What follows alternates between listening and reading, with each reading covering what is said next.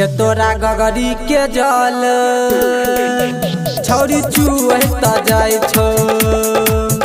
तोरा गगरी के जल तोरा गगरी के जल छौरी चुए त जाय छो। कांधे कांवर तोहर झूलै त जाय छो। तोरा गगरी के जल गे छौरी चुए त जाय छो। आ तोरा गगरी के जल तोरा गगरी के जल छौरी चुए त जाय छो। डीजे मुन्नारा से बोल भूतनाथ की बाजार मधुबनी। गे देव घरे जाए के तोरा लागल लगन। भोला बाबा के भक्ति में छही मगन। भोला बाबा के भक्ति में छही मगन।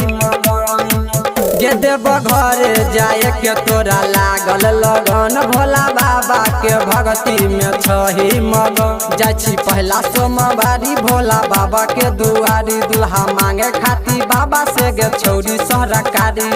छौरी सरकारी छौरी सरकारी। एही से छौरी तोरा कुछो नहीं बुझाई छो।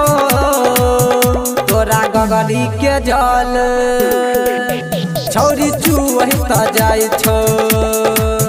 तोरा गगरी के जल तोरा गगरी के जल छौरी चुए त जाय छो। डीजे मुन्नारा डमरू वाले बाबा की बाजार मधुबनी।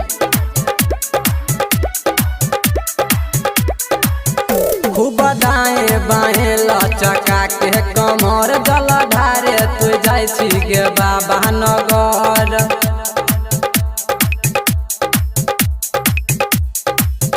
खूब दाएं बाएं लचका के कमर जल ढारे तू जाइ छी गे भोला नगर। कहो मुकेश जितेन औरी राइटर शत्रुघ्न जाइ छी भोला के दुआरी गे धन न जाय के संग। न जाय के संग धन न जाय के संग। आ देवे यादव कहो कोनो सुझै ने उपाय छो।